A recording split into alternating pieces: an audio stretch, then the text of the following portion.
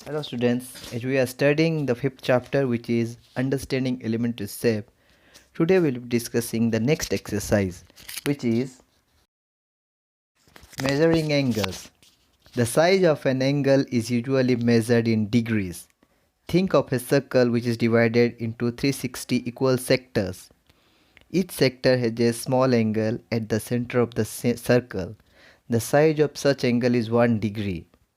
In other words, the size of an angle is a measure of how wide the angle is at the vertex bound by the two sides. These are the types of angles we had studied in our previous class. Today we will be learning how to measure this angle with a protractor and naming those angles as per the types of angles. So what is a protractor? A protractor is an instrument used to measure the size of angles. The protractor shown below has two scales. The outer scale starts from 0 to 180 degree going clockwise. The inner scale starts from 0 degree to 180 degree going anti-clockwise. In your geometry box you will find this instrument. This is a protractor. How to measure an angle using a protractor? To measure angle ABC, we need to step 1. Place the center point of the protractor on the vertex B.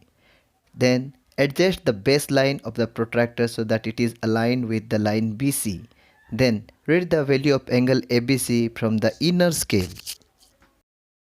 So this is angle ABC and we have placed the protractor in such a manner we got 70 degree. You have to use the steps which I have already taught you to get the exact degree of the angle. Now what is a perpendicular? Two distinct lines intersecting each other at 90 degree or a right angle are called perpendicular lines. So this is the example. Here AB is perpendicular to XY because AB and XY intersect each other at 90 degree. Here are few examples which are non-perpendicular line.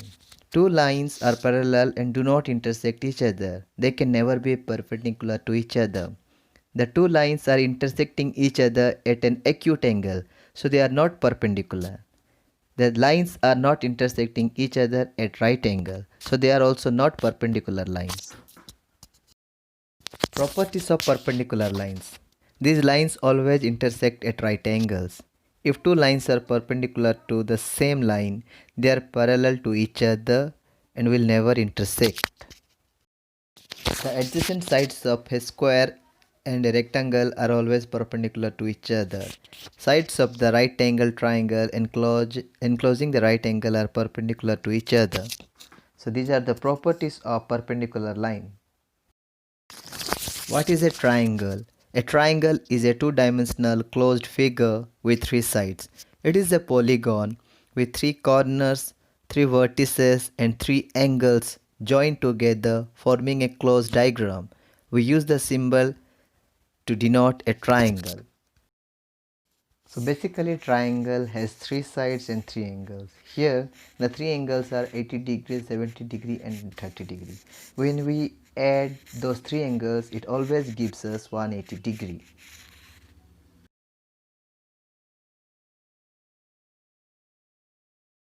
So the types of triangle. Based on sides it is divided into three parts. First one is equilateral, then isosceles and scalene. Based on angles it is acute angle triangle, obtuse angle triangle, right angle triangle. So this is the block diagram of triangles and the types of triangles based on sides and based on angles. What is the equilateral triangle? In an equilateral triangle the three sides of the triangle, all the three sides are equal and they have equal angles which is 60 degree each. Then what is the isosceles triangle? Here two sides of the triangle are equal and the two angles are equal. Now what is a scalene triangle? There is no equal side and there is no equal angles. Triangles can also have names that tell you what type of angle is inside. Acute angle triangle.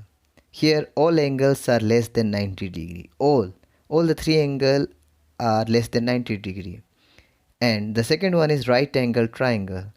Here one angle must be 90 degree. One angle must be equal to 90 degree. And the third one is obtuse angle triangle. Here one angle is more than 90 degree.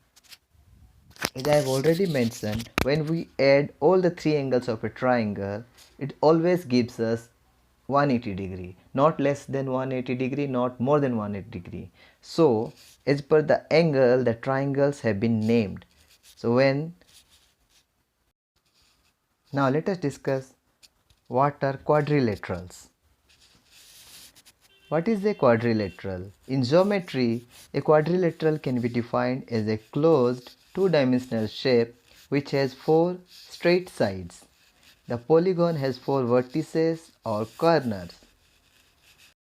We can find the shape of quadrilaterals in various things around us, like in a chessboard, a deck of cards, a kite, a tub of popcorn, a signboard, and in an arrow. So these are the real life examples of quadrilaterals around us.